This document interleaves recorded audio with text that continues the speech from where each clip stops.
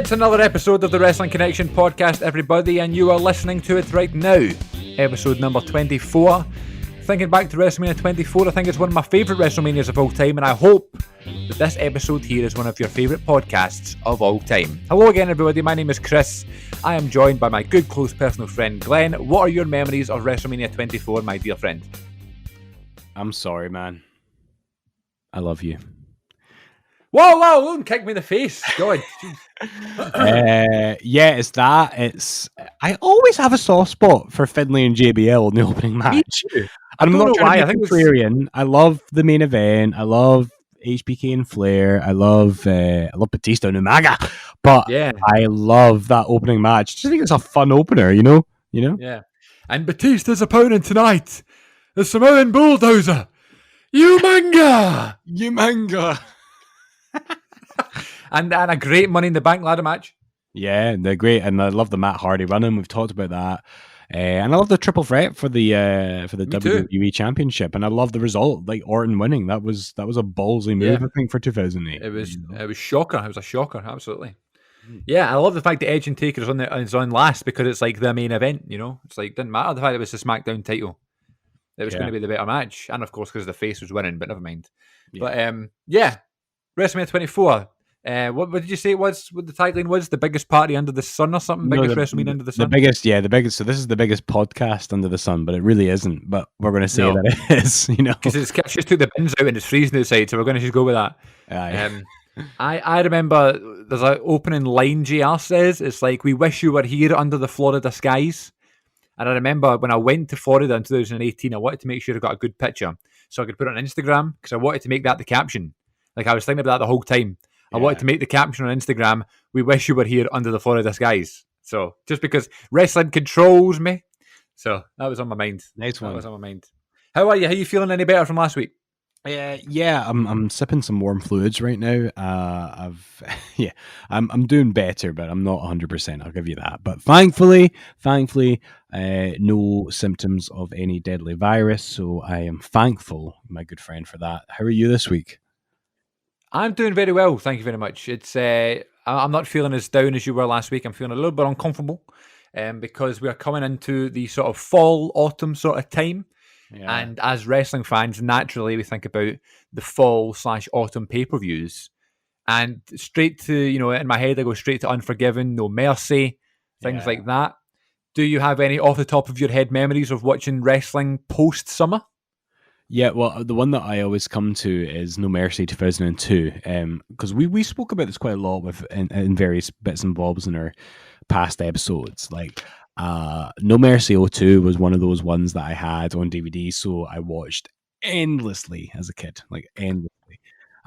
So I always think of the amazing No Mercy theme, which I've spoken about before.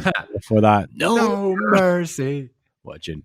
I love the advert for it with Pete Rose, which was filmed at the actual house, the Cycle House at Universal Studios.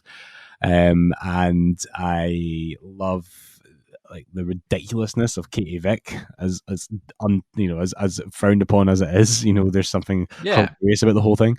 And I love the Hell in a Cell that closed the show. I think it's one of the best Hell in a Cells of all time, and it's the first that didn't have a big over-the-top bump, you know what I mean? But it's brilliant. It's violent.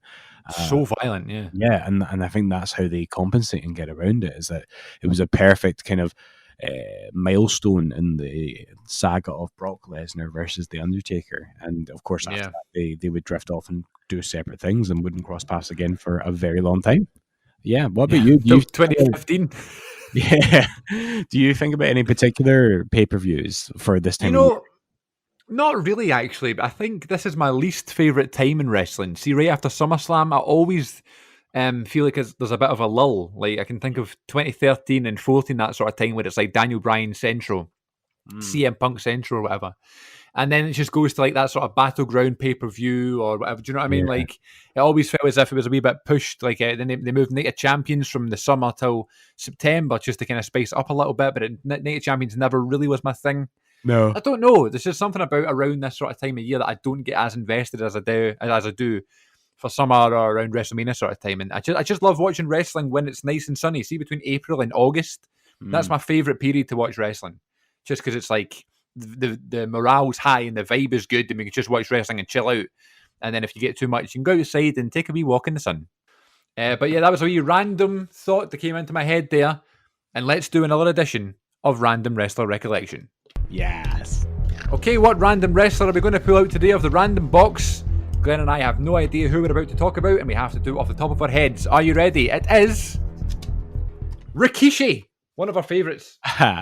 So, first and foremost, go back to episode whenever it was. You can tell me, Chris. I don't remember. I can't remember. Episode 2 or something. Yeah, like one of the early ones. An early episode that we did, folks, where I talked about meeting Rikishi, and I'm not going to go into that again because it is a story I've already told. I met Rikishi when I was 12 in an airport, opportunistically, and it was amazing. And go back and find that episode. It's awesome.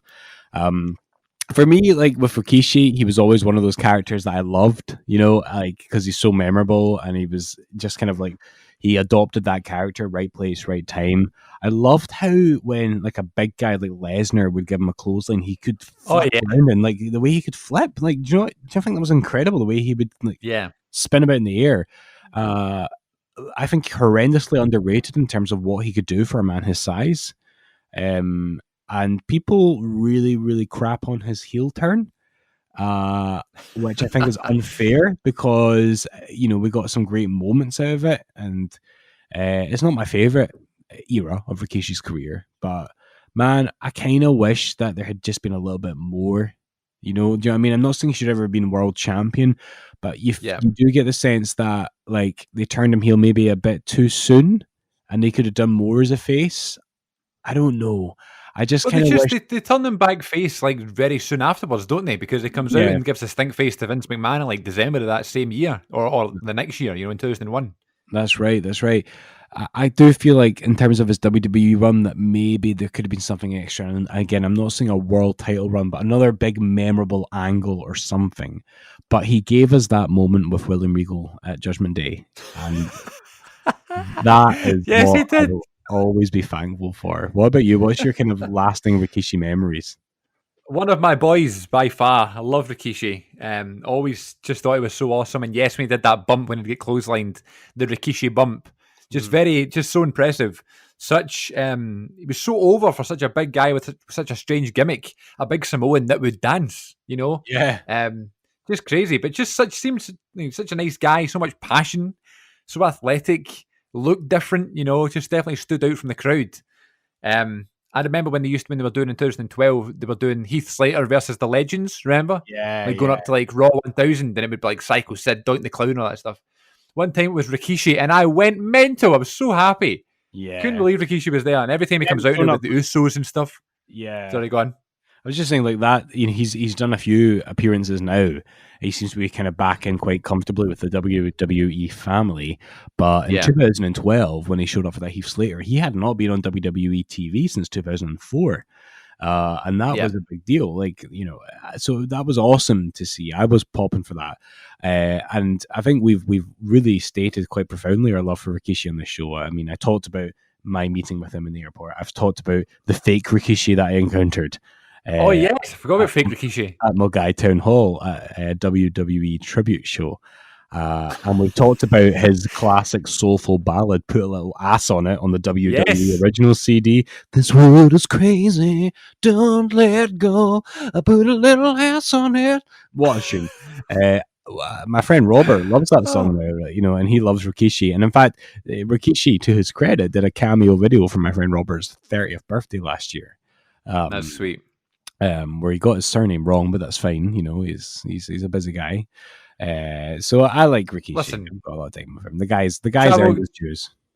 Chavo Guerrero got the name of a fucking podcast wrong, so we'll let him away with it. The thing about Rikishi's then Wrestling Connection, the thing about Rikishi's heel turn in 2000, right? Another thing that about wrestling fans that let me down. Oh, WWE are only pushing Rock and Austin and Triple H. Give us some new stars. Okay, here's Rikishi, super over. Bit of a heel run to go against Austin stuff, but we'll turn him again face. But here he is, a main eventer. Nah, don't like it. Rubbish. Failed. Not even going to acknowledge it anymore. Not even going to talk about it. Not even going to give it a chance. Nah, sorry. Drives me nuts. Yeah, I think his heel run was fine. I think you're absolutely right. I think maybe they shouldn't have bothered trying to put him with Haku. I think that was a bit of a dud because do you remember when Haku came out in the 2001 Rumble and the reaction was like crickets? Yes, It felt no one knew who he was because he was literally just on a WCW pay per view earlier that month in the Hardcore Triple Threat, and like they knew who he was. He was like Meng or whoever he was in WCW. Yeah. And like he'd been Haku in the WWF only like what 7 years beforehand. Like you think like for us now, 7 years ago was 2013, so we remember pretty much everything that happened then. But this changed so much since he'd been Haku in the 90s, and God, it was like that music of the dung dung dung. And then like nobody reacted, and JR was just going, "It's Haku back in the WWF." Apparently, it's Haku. Trying to make it feel like a big deal. I know. I felt bad for him, but listen, I had no interest in seeing him, so there you go. Yeah. The weird thing is that he was under contract with them for much longer after that because he seemed to stop. It was around about the invasion that he stopped appearing. In the early days of the invasion, you would see him backstage with all the WWF guys, like in the APA's like kind of cigarette smoking kind of poker room, you know, that they had. Yeah. And you would see him about. And I remember pictures of him in WWF magazine at like charitable events around that time. See, he was under contract, I think, until 2002, but he was not used after the summer of 01 at all. Maybe he was on Heat all the time. I don't know, but he was not very a prominent figure. No, but listen, all the best to him. Heard he's a extremely tough guy. You wouldn't want to pick a fight with him. Yeah, not that I don't want to pick a fight with any wrestler. But if you're listening, we actually think you were the greatest wrestler of all time, and that you should have won the Royal Rumble that year. And please, in 2001, you could have eliminated Kane with his frizzy hair and Austin with all this. I love frizzy hair Kane. Why is there not an action figure of frizzy hair at the end of the Royal Rumble Kane? You know what I mean? That should exist. Like a wee troll figure. You know the wee trolls that you used to get in the 90s? Yeah. Get a Kane like that, you know? A frizzy Kane. It really was somewhere. Well, there you go. Listen, if Haku wants to come on and do a cameo intro for us, then we're more than happy for him to do so. So there you go. I'm scared they might find out where I live, so... I know. I know. Do you want me to recommend you a wee match this week to watch if you're feeling a bit glum? Yes, I do. I mean, I'm not glum anymore, but, you know, I do think that... Oh, no, I just mean in general, if anybody out there is feeling down, or you yourself, you know? Yeah, this is it. Like, we spoke a lot about this last week. Wrestling is sometimes, like, the best medicine when you're down. And I think it's for a lot of different reasons. Sometimes you just want a simple narrative to tune out to. Other times you want to feel a connection with a character you love. Because I spoke about Bayley last week, and, like, that... You know, that's something you have to think about to form a connection with a character. So whether you want to have a very involved relationship with the wrestling that you watch or a very detached relationship, wrestling is a good medicine when you feel a bit glum. So Chris is right. So why don't you cue the jingle and we'll hear what you have to say. I'll not just cue it, I'll play it. Wrestling recommendations, wrestling recommendations, wrestling recommendations. Match of the week. Oh yeah! You know how in The Longest Yard? Have you seen The Longest Yard? That I went to see Goldberg and Austin and that. Yeah, I went to see The Longest Yard when I was 14 on the first ever date that I went on with a girl. Really? Yeah, dude. That's a great story. I know we started the segment. Can I tell you a story? Oh, please! No, I want to hear it. Go on. Right, so, folks, dear listener, if you know wrestling, you'll know the Adam Sandler film, The Longest Yard. Came out in 2005, and it had Austin, Goldberg, Kevin Nash is in it, I'm pretty sure. Kevin Nash, he plays the guy that always cries. And the Great Khali before he was ever in the WWE, isn't it? Yep. So, that summer, I had signed up for this summer school thing called Summer at Strathclyde. So we have a university, Strathclyde University in Glasgow, and it was basically a program ran by, like, I think students of Strathclyde. I don't know if they were like education students, like who were teacher training or not. And basically a bunch of like third years going into fourth years would go there for the summer. You'd go for 2 weeks, and it would be like team building activities and stuff. That's all it was. And then at the end of the whole thing, you had a graduation, and your teams would battle off in like a like a sports day kind of Highland Games sort of tournament thing. It was a lot of fun. It was very wholesome. It was just kind of, it was for kids like me at that time who weren't really giving it their all in school and who kind of needed a bit of motivation. Right. It was an awesome program. So basically, I met this girl when I was there, and like, I cannot stress this enough. I was not a cool, suave kind of guy as a teenager. I was a loser. I was shy, and I still retain a lot of those qualities to this day. But there was a girl that I got talking to, and we exchanged phone numbers. And the big thing at that time, Chris, was MSN Messenger, Instant Messenger. Yeah. We exchanged MSN. MSN addies. Did you, child? I didn't think you did, because you were always, talking about how old I am. No, listen, I'm not that young. I still experienced MSN. I did go up to someone once and go, "Gonna give your addy." Aye, so we exchanged addies, right? And it was so flippin' like naive and teenage, right? It was so like embarrassingly 14-year-old that like, so we exchanged addies, and like before this date, which was maybe about 2 or 3 weeks later, we were already going, "I can't wait to see you. I love you so much." We were doing that, Yeah. It's cringy to think about now, but that's kind of like what you do, like as a teen, especially in my position where you can't so much as look at a girl without blushing, So we decided we're going to go to the cinemas, but because it was a first date, she was going to bring a couple of her friends, and I was going to bring one of my friends. But the idea was what we'd meet up and then maybe we get some time together or something. I don't know. And by the way, that never happened. Anyway, so me and a friend went into town, and she and a couple of her pals who were at the summer school came into town, and we met. We went to the old Odeon in town in Glasgow City Centre, which the building is still there. It was the old Odeon Theatre in Glasgow, where the Beatles played a couple of concerts actually. What? It's still, the building is there, but it's not used for anything, I don't think, anymore. Do you know the building I'm talking about in Glasgow? No, where is it? You're asking me to do geography. See, if we were in town together, I could take you there and show you it, but I couldn't tell you. I couldn't tell you the street or anything. If there's Glaswegian listeners for this, they'll know what I'm talking about.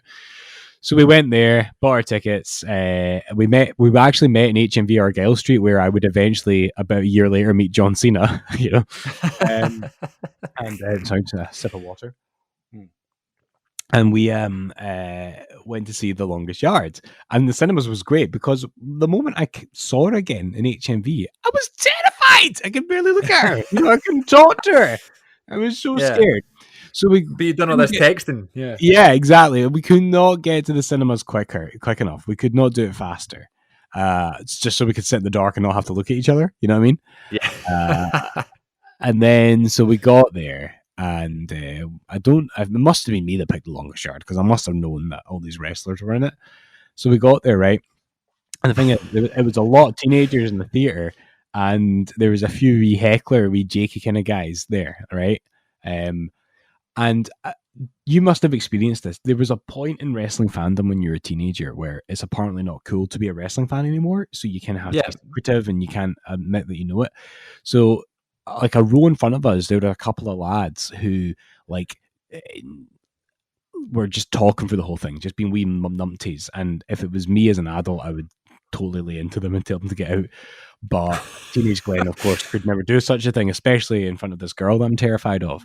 And so, these guys are chatting, and it became, through their heckling, it became obvious to me that one of the boys knew who all the wrestlers were, at least one, but this one who was vocal, but didn't want to admit that he knew who they were, because that isn't cool. Right. Do you know what I mean? Yeah. So there was a bit where Goldberg first shows up in it, right?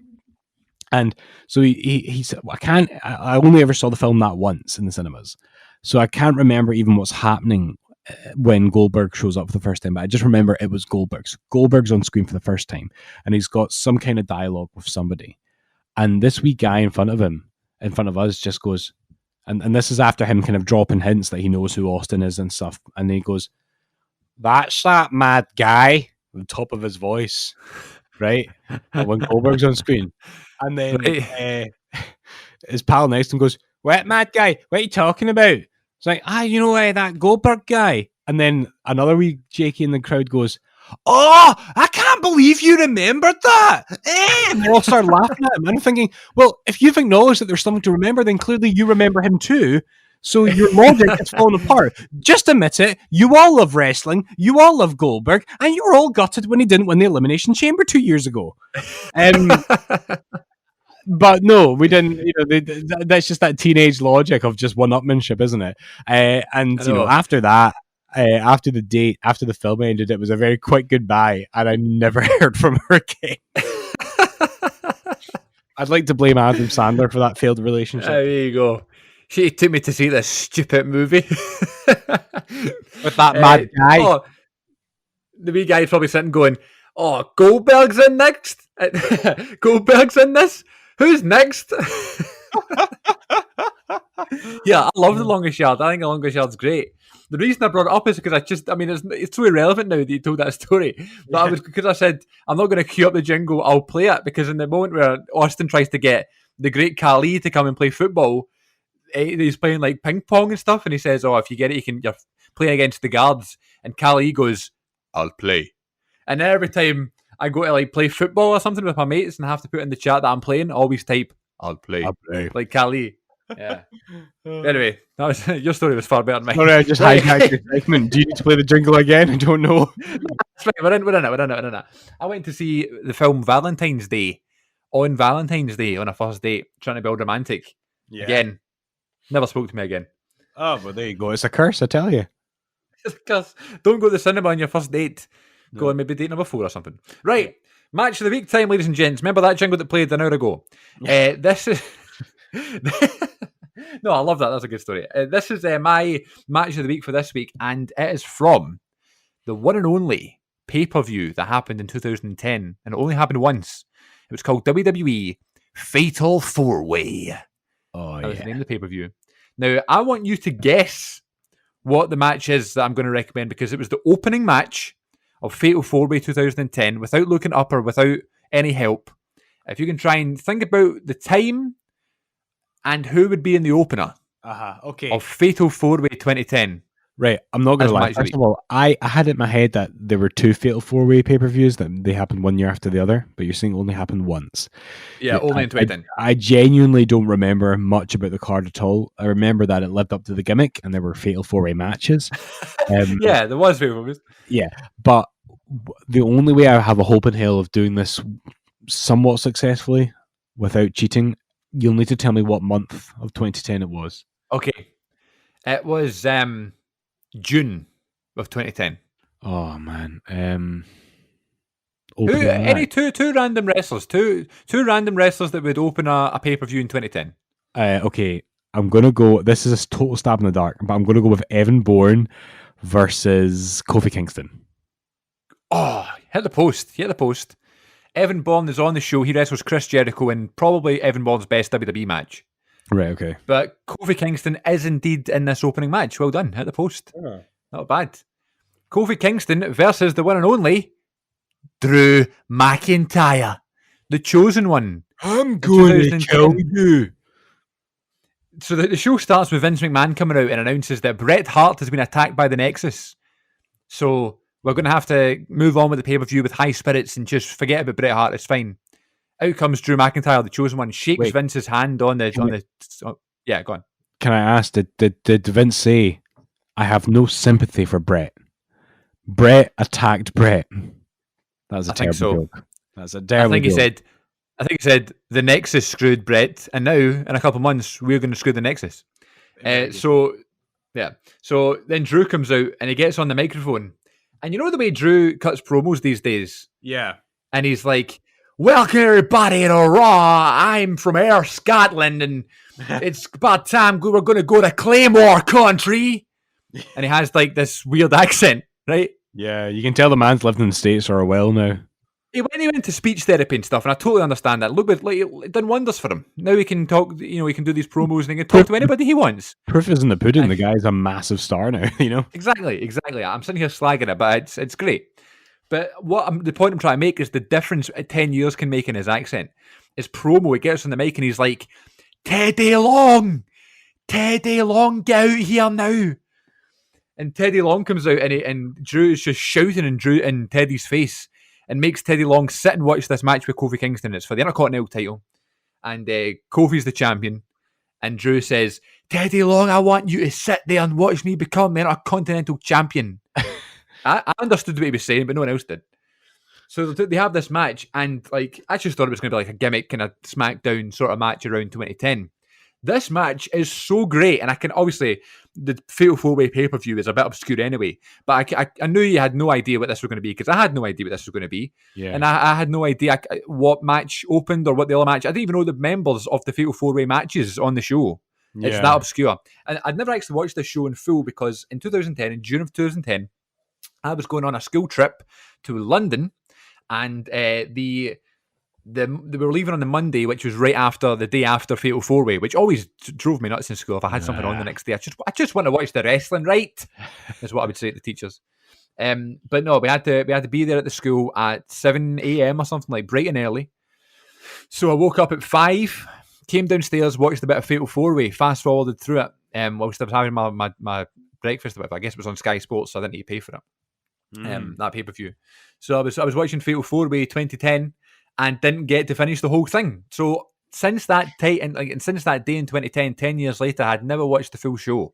And I knew because I was doing this Ruthless Aggression watch through, and now we're in the sort of PG era sort of thing. Yeah. I knew that I was getting there. And it's the same with 2010. I don't have that much of a memory with 2010. Before we recorded this podcast, actually, I was eating my dinner and I was watching SummerSlam 2010, like another pay-per-view that I don't remember at all other than the main event.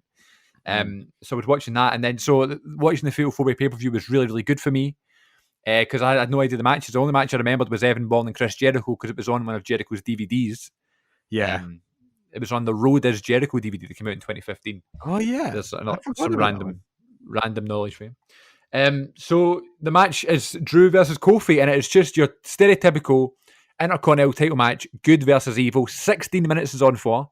Yeah. And let me tell you, the crowd go absolutely banana for this match. And it's so cool to see. It's like everybody's behind Kofi. Everybody's booing Drew. The commentators are putting it over as good versus evil. Drew is beating up Kingston, and Kingston gets some offense. They're both selling. The referee gets taken out. I believe it's Charles that's the ref. Yeah. Teddy Long jumps in the ring. And Drew takes off Charles's t-shirt, like his ref shirt, gives it to Teddy, and goes, "You better count my 3, Teddy Long."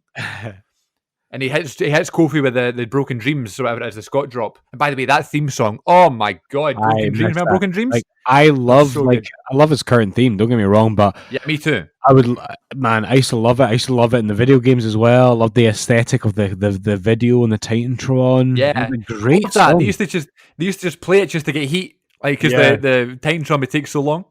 So he hits Kofi with a Scott drop, and everybody knows it's over. And he tells Teddy Long to put on the shirt and goes, "You used to be a ref. You count the 3." So he hooks the leg, and Teddy goes for the 3 count, and he goes 1, 2, and Teddy stops and doesn't hit 3, and the pop was unbelievable. Yes. Teddy Long being the face general manager, and he starts shaking his head. He's like, "No, Drew, I'm not going to do it for you." And the place goes mental. Kofi hits the Trouble in Paradise, and Teddy Long hits the 3, and Kofi Kingston retains the title. Such a great match, such a good story. The crowd are going mental, and it's so good to see these guys early on in their career, 2 future world champions. And if you told me that at the time, I would have said, well, obviously Drew's going to be a world champion because he's the chosen one. But I would never have guessed that it would take 9 years for Kofi to get it later, and 10 years for Drew to get it later. The way that time works, how far they went in their careers. I couldn't believe how long it took both of them to be champions because they're both so amazing. Yeah, it was just such a fun match. I totally recommend it. It's funny because I don't think as much as like there were high hopes for Drew as the chosen one, I don't know how many of us realistically would have looked at that pay-per-view and think that 10 years later both of them had won the WWE title at WrestleMania. You know what I mean? Like mental, that would have happened, and it's just awesome that both those guys have had those highs. And I kind of hope that Drew has multiple title reigns. I hope that his pandemic reign will not go down in history as his only one. You want Drew to have the experience in front of an audience, which Kofi got to have. And as much as like I would love to see Kofi have his moment, it kind of feels like in terms of New Day members that the momentum is all behind Big E, and you just wonder if that's going to be like a slow burner, if they're going to kind of let that kind of slowly sizzle and become. I hope so. I like Big E. he certainly deserves it. Like, he's the guy's awesome, and it's great that he has all this ability for great comedy. But I'm thinking of Big E Langston in NXT and Five and all this, and I'm thinking, the guy can be the serious monster heel, which we've never seen in WWE. I mean, I know when he first came in, like with Ziggler, even that was really bland. I thought when he was like the IC champion stuff, like had nothing to do. This is it. So he's not really had a memorable singles run on the main roster. So it would be good to see him getting something like that. And like, as much as it would be great to see him have a world title reign of some sort, like even if he was just to become the US champion or the Intercontinental champion, like do something on his own. And I'm saying this now, Chris, and I don't know how popular this is going to be, but I think the New Day needs to call it quits. I think we've had 5 great years of the New Day. And I'm not saying they have to have a big kind of Shield-esque implosion. They could have a mutual let's all part ways. I say put one on NXT, put one on Raw, put one on SmackDown. Separate them, Nice shout, yeah. And I think I would say put Kofi on NXT. Interesting. I like that. And keep the other 2 in the main roster, because the other 2 have done their time in NXT and could really, Kofi's done just about all there is to do in the main roster now. Yeah, I agree. I think in NXT, he could have a really interesting changing character. Whereas the other 2, separate them out and then cash in on a reunion down the line, Yeah. WrestleMania 40, Jon Moxley returns to WWE, do a Shield versus New Day reunion, you know what I mean? No, I don't want Moxley to go to WWE again, not after. No. He's a new man. Let's keep it the way it is. I think there's a potential for an amazing dynamic of a face versus face match with like Kingston versus Big E or something like that. Like, think of the dynamic of that match. There doesn't need to be a heel and a face. It can just be the 2 of them together. People who they love them, even do a triple threat. But obviously, he and Kingston are the ones that kind of get more of the spotlight, don't they? And then Woods being on Talking Smack seems to be doing a great job so far. Obviously you can't replace Renee and Daniel Bryan, but Woods is doing a great job so far. He's a great talker, very charismatic, really nice guy, great in the ring, so there's no reason why that can happen. And I like your thinking there, by the way. Put Kofi in NXT. It's not the fact that, Kingston needs to do anything else on the main roster. It's just the fact we've seen him in that setting for so long. Mm-hmm. A wee change of aesthetic might be quite good for him, Absolutely. And save for like the very early days of the New Day, apart from that, we've never really seen a proper heel Kofi. And I would like to see him have that. Because I think he'd be amazing. Imagine he went to NXT and became this ultimate villain. I'm thinking pure vicious evil, and you start feuding with the likes of meeting the matches with Karrion Kross or Adam Cole or Gargano. The thing is, see if you're going to keep Gargano in NXT, he needs some fresh stuff, because the problem with Gargano in NXT right now is that he's going to run out of stuff and he's going to get stale. So you need. That's what I mean about Kofi. Because we've seen Gargano in NXT for so long. A wee change of aesthetic might be quite good, Absolutely. You heard it here first, folks. If this happens, we'll say, hey, go back to WrestleMania 24 or Wrestling Connection 24, I should say. And we said it would happen. I think that's the best way forward for them. I don't really want... I'm not saying we should never see the New Day again, but I think we should have them break up, and then when you have the reunion at a WrestleMania or something, or in a Royal Rumble when they all happen to be in the ring at the same time, then it's special. Oh, that'd be great. And it's awesome. It makes you feel good. It makes you feel nostalgic for the New Day. But they're going to they've had a good run. They should really cash it in there. They're talking about doing another draft this year, later on in the year. And I love the draft all the time, but right now I don't need a draft. We're still establishing the rosters as they are, I think. Especially with the pandemic and stuff. Yeah. But next time we get a draft, let's get some folk to NXT, some big names.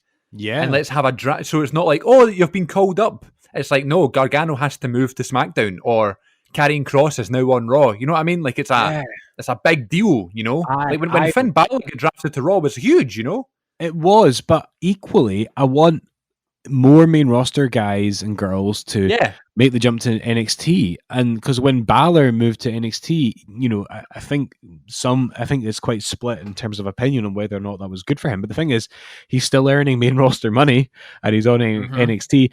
And I really hope, Chris, that by the time this podcast comes out, that he is the NXT champion. That's what I want to happen. Me too, man. And I think that's what that brand needs right now, is a huge star at the helm of it. Because I like what he's done in NXT since he went back, but I don't think he's been used to his full capacity. And I think this would be a good step in the right direction. And just to think that, you think about the kind of guys in the main roster right now who are maybe not doing much, who could go to NXT and really do something. Even like, I'm trying to think off the top of my head now. I've said this as if I know so many names, but people like, I feel like Apollo Crews should go back because he's been so start and stop this year. I feel like, I think he's probably getting some momentum now, but I know what you mean. He's a good example of someone that could go back easily, you know? Yeah. And I'm thinking in terms of the women's division, like, you know, maybe when Sonya Deville is ready to come back, or good shout. Mickie James. Yeah, Mickie James. Like, I don't think Mickie James peaked more than when she wrestled Asuka at TakeOver. Mickie James is a legend, and I don't understand why they love these things, don't they? They love, like, oh, it's the return of Mickie James and stuff. Why don't they treat it like that? I think I did a video on CM42 TV recently talking about whatever I was talking about, predictions or something, and I made the prediction on that video, and I'll do it here as well. You know, the Mickie James storyline with Trish Stratus, the whole, like, biggest fan, stalker, kind of creepy fan storyline. Why don't they do that with someone like Liv Morgan or something like that with Mickie James? Yeah. You know what I mean? Like, Mickie James, she has this past, doesn't she? That she was a bit psychotic, and now she's like a legend and a veteran. Someone like Liv Morgan, who posts all these kind of cryptic things on social media, and they posted those vignettes of her just like sitting in the bath, staring into the camera all creepily and stuff like that. Like, she'd be great in that role. Not to mention she's good in the ring and people love her, you know? Yeah, and you look at somebody like Liv and you think she's got, like, those vignettes that she does online. I think of the one of her sitting in the pavement and stuff. Like, you think that she must have this untapped creativity. Do you know what I mean? Like, I also think, do you know who I'd put straight to NXT? Natalya. And I'll tell you why. Good shout. Because I feel like Natalya gets a really bad rap because she's maybe not the best actor in the world. Yeah, I agree. I think there's too many voices online saying that she can't wrestle. And I'm like, did you see her matches with Charlotte, you know, back in the day? I was going to say to you, yeah, did you see her match with Charlotte in like 2014 on TakeOver where Brett and Flair was at the ringside? That was one of my favourite NXT matches of all time up to that point, you know? And probably watch that again. I loved the dynamic of Brett and Flair down there too. Like, they were trying to one-up each other and stuff. Absolutely. I loved that. It was brilliant. And I just feel like Natalya, it just seems to be like, she doesn't age. But at the same time, realistically, she must be in her 40s now, so she can't have, you know, or maybe not quite. I don't know how old she is, but you know, she's not got an unlimited career. If you put her to NXT, I feel like she could really, again, do something special. And I'm not saying she needs to be the women's champion or anything, but I just feel like there's so many people who could use that wee shake up. You know what I mean? That would give them. Yeah, and you can imagine like someone in NXT, like one of the women's competitors in NXT, like Aaliyah or someone like that. Yeah, I'm just off the top of my head, Aaliyah, and who else is in there? Vanessa Bourne and whoever else would benefit greatly from wrestling Natalya. Yeah, you know, wrestling someone who trained with the Hearts. You don't get that very often anymore, you know? No, absolutely not. There's not many people who are graduates of the dungeon still out there wrestling, you know? Yeah. Are we still a Meet Wrestler? Or no, no, it's not Meet Wrestler. Well, we've gone from recommendations, but listen, I've enjoyed this wee chat about NXT. I'm very thankful for it, and I'd like to move on to the thankful segment this week. What I'm thankful for in wrestling this week. Ooh, yeah. Classic. Yeah, I know. You've cued the jingle already, haven't you? So we'll get. So it's thankful, right? Chris, I have. This is something that I've been thankful. I've always been thankful for in wrestling, but talking about it now has been inspired by something which transpired at the recent WWE Payback pay-per-view. All right, Chris Moffat. I am thankful for something which some people hate and roll their eyes at in wrestling, and I have always loved. Whether I think it's hilarious, meaningful, impactful, or downright stupid, Chris, I am thankful for the ref bump. Oh, yes. Thank you for bringing this to the table. Let's talk about this. So you'll know by me mentioning Payback that this is, of course, inspired by Charles Robinson's graceful... Oh, it was beautiful, wasn't it? It's so good. And the thing is, so folks, like, see when that happened at Payback, Chris and I were texting, and I said to him, I like to think that the referees in WWE have this one-upmanship that every time they do the ring implosion, as they call it, that they have to outdo each other. Because you think back, was it Kyoto that was in the ring for the first one with Lesnar and Big Show? Kyoto did it first, yeah. So, like, you'd love to think that there's always, like, this way of outdoing each other, and it's going to become, like, the Kofi elimination at the Rumble. I'd love to think, like, it just gets so... it gets so flippin' stupid. But then I think of, like, some of my favourite ref bumps of all time, and so one of the first ones that I think of is, like, the showcase of the ref bump, which was at Invasion 2001, where yes. One of my favorite pay-per-view matches of 2001 was Earl Hebner versus Nick Patrick, and I just love everything about it. I love, because I had this on video, and I know, and so I didn't really get much of the build at the time. But I just love it. Put your own damn shirts where they belong. Put your own damn shirts in yours. I love the fact that they put all the referees in one locker room, and that's how it starts off. And do you remember the entrances? Do you remember the always came out with they had music, and I love everything about it. I love the fact that Earl comes out like that kind of music. I love Hebner's face. He's like so ready to kick someone's ass. Yeah, you know what I mean? He's so serious. But then when Nick Patrick comes out, he's the same. And but I love how when both of them are coming out, particularly when Nick Patrick comes out, then the other WCW referees like Charles Robinson, etc., are pure like bigging him up. They're like pointing at him, going, "Yeah, this guy, yeah!" Like he's like Brock Lesnar or something like that, you know? Do you know who was the ref for that match? Mick Foley, friend of the show. Of course, our good friend of the show, Mick Foley, who still does cameos, by the way, folks. Get that round you, Vince McMahon. I just love, and the match is so stupid, but I love it. And it's so good. And we often make this point on this podcast, Chris, when we're talking about matches that people hate on. Say what you want about the match. Who loves it? The crowd loves it. The crowd are nuclear for it.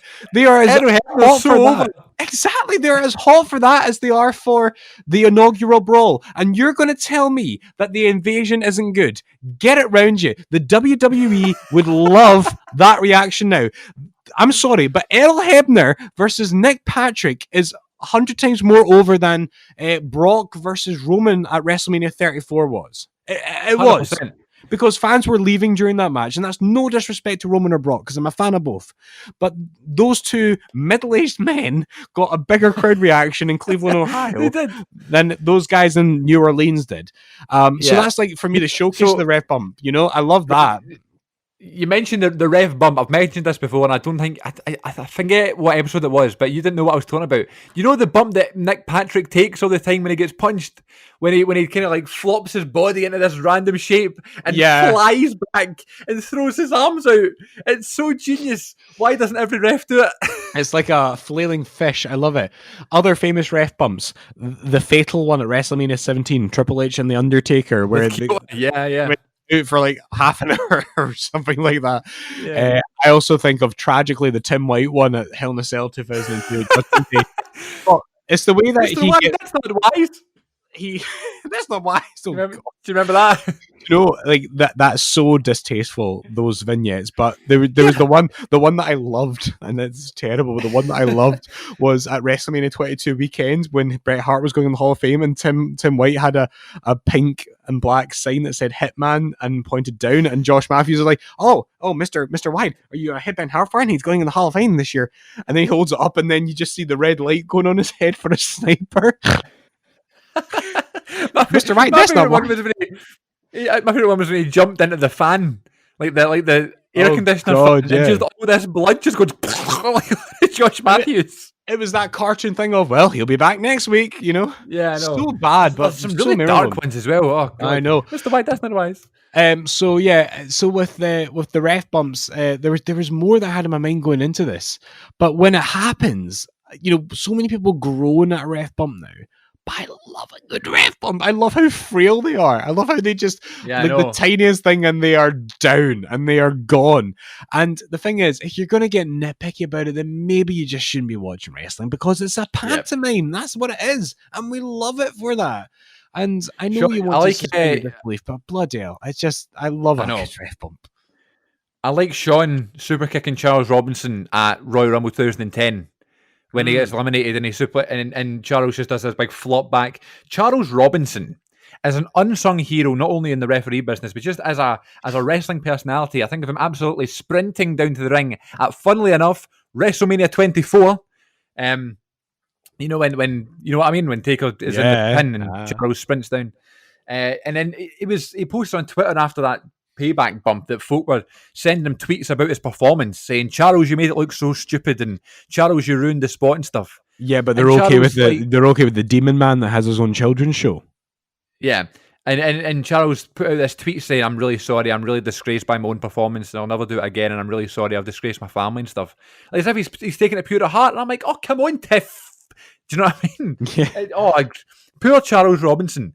What a lovely man. Do you know? Loves the business. I tell you what about Charles Robinson. I have so much time for him, and Rebellion 2001.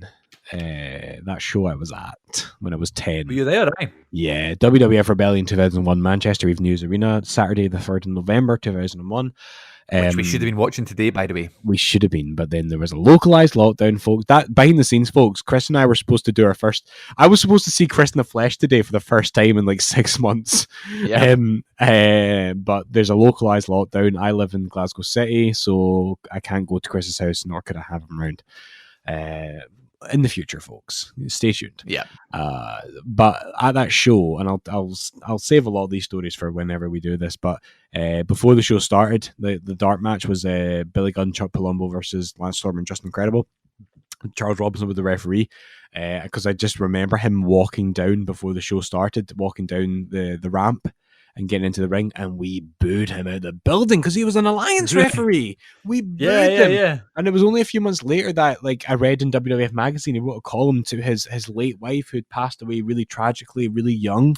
I didn't know that. And it must have happened not long before that show, or around the same time. I might be getting my details missed, so I apologize if I'm mixing up the dates. But I just remember reading that article and feeling guilty that I had booed him at Manchester because he'd gone for this real life tragedy. Right. But then I'm realizing that I'm actually paying him the highest compliment because he's a heel referee, so he wants to be booed, you know.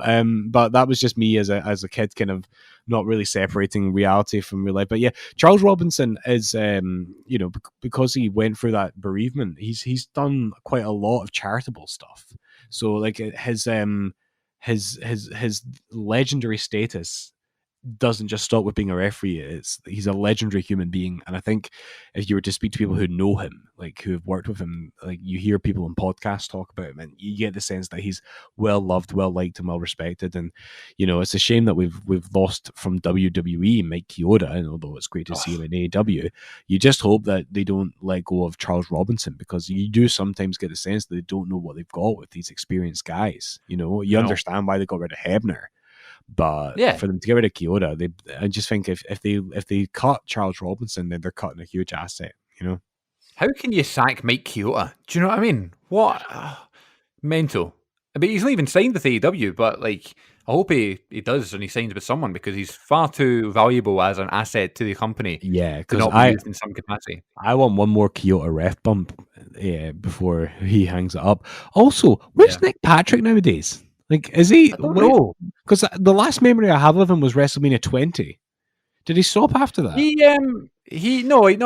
still went on to about 2007. He was doing SmackDown refereeing. Right. Okay. I don't know what he is now. No.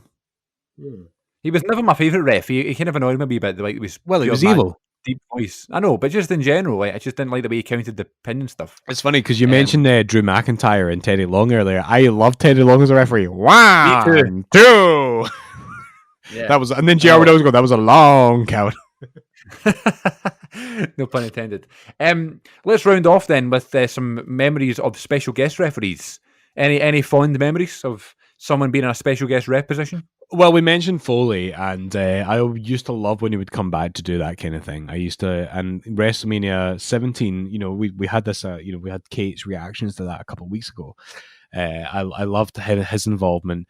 I think for me as a fan, one of the most memorable ones is End of an Era, WrestleMania 28. Good shout. Yeah, that's probably the best. That's probably the one where like the ref was the most valuable to the story, for sure. Yeah, in terms of storytelling, absolutely fine. There's probably loads more specific kind of memories that I could talk about, but I just want to throw in the fact that I miss the special referee mode in WWE video games, because if you had like 2 or 3 mates round and 2 of you were wrestlers and 1 of you was a referee, and you could always like screw over somebody and you could do a screw job or something, like, that was always fun, like to when you're amongst your pals, to either call it down the line or to be like an absolute scumbag of a referee. What about you though? What comes to mind when you think of referees and guest referees particularly? Well, right at the front of my mind is SummerSlam, because remember we did that that main event recap on episodes 18 and 19 of the Wrestling Connection. That's right, before SummerSlam 2020, and we did all the main events of SummerSlam, and we realised that SummerSlam has a recurring theme, that SummerSlam loves special guest refs. Yep. Just randomly, there was a special guest referee every third pay-per-view or something. Triple H was the special guest ref, or whoever else, and that's cool. So I guess I like what I liked about special guest referees is seeing how they adapted to it, right? Yeah. And seeing how each individual special guest would make the counts and would do the calls. And what I would really look out for is how they would pass information to the others. Because you see folk like Charles and Kyoto and stuff who are, pros at this, and they know what they're doing. Like, actually, when Kyoto was refereeing the Cody Rhodes and Scorpio Sky match on Dynamite a few weeks ago, I was watching him the full time. I actually watched the match numerous times. I loved the match so much. It might have been my favourite TNT Open Challenge match, along with maybe the Eddie Kingston one. But the Scorpio Sky one was really good. And I liked one of the rewatches that I watched it as I watched Kyoto the whole time, and just seeing him work was just really interesting. Seeing him in a new setting with obviously new ways of doing things. It's not Vince in his ear or the agent in his ear. It'll be whoever, Tony Khan or Dean Malenko or whoever's doing the time codes in AEW, speaking to him, giving him time cues and stuff. And you can see Kyoto telling Cody and stuff, 30 seconds till we're back from break and all that sort of stuff. And he's giving the information. I find all that stuff really fascinating. And it's just the performer in me looking at like behind the scenes and behind the curtain of like how it all kind of works. That's always been the fascinating part of wrestling to me, Mm-hmm. So seeing Kyoto do that and seeing a special guest referees deal with that always, interests me. I always liked how it became like Mick Foley's thing. Like if you need a special guest ref that's a wrestler, Mick Foley will do it. He came back for the Hell in a Cell between Kevin Nash and Triple H in 2003 at Bad Blood. And it was just like, and I think it was Errol Hebner came into the Vince's office like, oh, because of Tim White last year, none of us are going to referee. Get your own ref. So it's just called Mick Foley. You know what I mean? Like, because Mick Foley's the designated celebrity ref. Yeah. There's a bunch of good ones. Mick Foley stands out though, and I hope that someone picks up Kyoto because he deserves to be in some form of television wrestling show somewhere in the world. But you know what's mad is it's the fact that they asked Brett to referee Rock and Hogan. Could you imagine if that had happened and what that would have added to the match and how that would have maybe changed the fan reaction? Would we have had Bret Hart chance? What significance is that? Do you know what I mean? What significance does Bret have to Rock or Hogan? This is it. I think they would just do it for the sake of the star power. In my opinion, if Bret had been willing to be a part of that show, which of course we know he wasn't at that time, I would make him referee Triple H and Jericho. There's more of a story there, because he has this heat with Triple H anyway. So like put him on that. But they wanted him to referee Rock and Hogan as if that match needed any more star power. I was just gonna say, I think if Bret had been willing to do the show, if they put him on at the main event with Triple H and Jericho, that would have maybe helped that match not feel like such an afterthought to the Rock and Hogan show. Do you remember WrestleMania 22 when it was the night after he was inducted into the Hall of Fame? Yeah. And Howard Finkel announced, he was like, Bret Hart did not feel comfortable attending.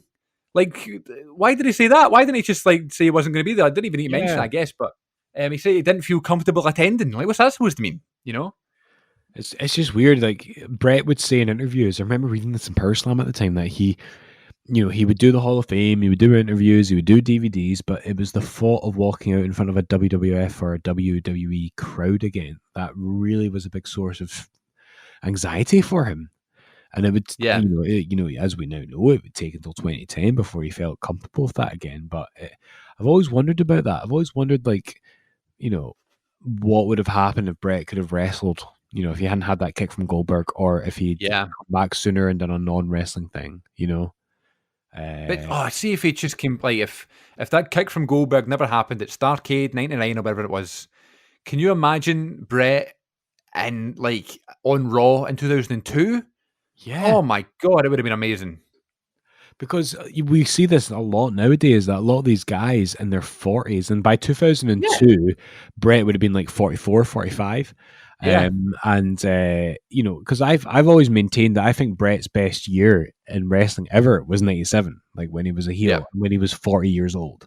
And because I don't know much about his WCW run, but I don't think it's fondly remembered really compared to all of his other stuff. Yeah, there's some good matches here and there, but it's definitely not, you know, exactly. You can't even make a top 10 really, but there's some good ones in there. He has a good match against Benoit, and there's a good one against DDP and Booker T and that sort of thing. But in terms of really memorable stuff, there's nothing really there. Well, this is it, and so you just think that, you know, if he had been able to do some stuff in Ruthless Aggression, like the matches he could have had with the young guys, like you're seeing as your Orange, your Mysterios, but also, you know, yeah, oh God, absolutely.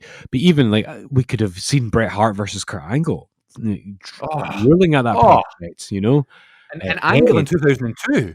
You know what I mean? Exactly, a 2002 Angle, but also to see Bret Hart and The Rock in his prime, or Bret Hart and Triple H when he's fully the game, and Austin, and yeah, exactly, a rematch, like, you know, and maybe, just maybe, there could have been some reconciliation with Shawn Michaels. Maybe we could have finally got a proper rematch from the Iron Man disappointment, not the screw job kind of business.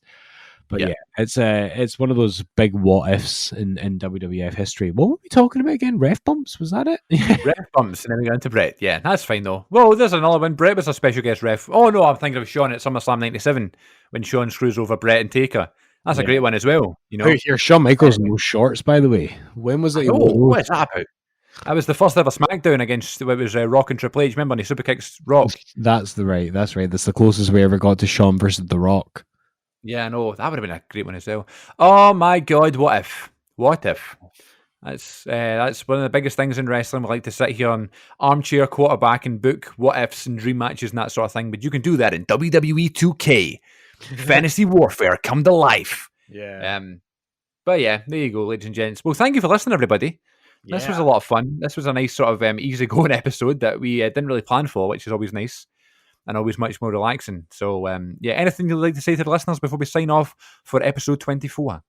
No, just a genuine thanks to anyone who takes the time to listen and to download. And if you ever want to get in touch and contact us on our socials, let us know. We genuinely appreciate any feedback, good or bad. If you want to contact us, leave us a review on iTunes or your podcast provider. We appreciate it all, and I think for us, this is a labor of love for us. We enjoy doing this, and then we do this primarily because it's something we can look forward to. But the fact that anyone, even a small number of people, might listen to this and enjoy it means a lot to us. So let us know what you think. Please do get in touch with us, and a big thank you. Absolutely. And if you are a podcast out there that you'd like to get in touch and we could maybe work together, it's really nice to kind of chat to some other podcasts out there. The Dear Diary Keep Out podcast reached out. We had a lovely wee chat as well. The Feckin' Check-In podcast was great, which is probably my favorite. I was going to say the exact same thing. One of my favorite names of a podcast ever. We had a lovely chat on Twitter as well. So if you're out there, you might want to work together, get some new listeners, work with us. We would love that. We're all about connecting people. That's why we are called the Wrestling Connection. If we can connect with you in some way about wrestling, then we're all for it. But if not, if you just want to listen and download, or even just share your podcast with us, we're up for that as well. We're always up. I can speak on behalf of Glenn. We're both big podcast fans, so we're always happy to check out some new stuff. So, yes, you can get us on Twitter and Instagram. Twitter is at WrestleConnect1. Please follow us on there. I always use that quite a lot in terms of tweeting about wrestling itself, current stuff as well. I like to reply to a lot of people's stuff and get some conversations going. So you can find out some of our current thoughts on Twitter. That's at WrestleConnect1. And we're always posting updates, posting pictures of the things we're talking about here on the show on Instagram, which is at WrestleConnection. And you can subscribe to us on YouTube just by searching the Wrestling Connection podcast for exclusive videos, reviews of modern pay-per-views, exclusive excerpts from the episodes, and full episodes as well on YouTube if you're a podcast listener on the YouTube platform. But until next time, ladies and gents, this has been the Wrestling Connection, episode number 24, and we hope you have a very lovely week. Tune back in next Sunday.